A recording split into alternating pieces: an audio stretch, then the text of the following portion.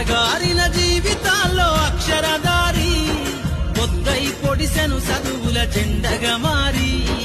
ఈ దేశపు మొదటి పంతులమ్మగా చేరి మన జీవితాల్లో నింపిందో వెలుగుల దారి మరువద్దుర సమాజమా మహనీయులను మరువద్దుర సమాజమా మహనీయులను పూలే సావిత్రిబాయి త్యాగాలను అనగారిన జీవితాల్లో అక్షరధారి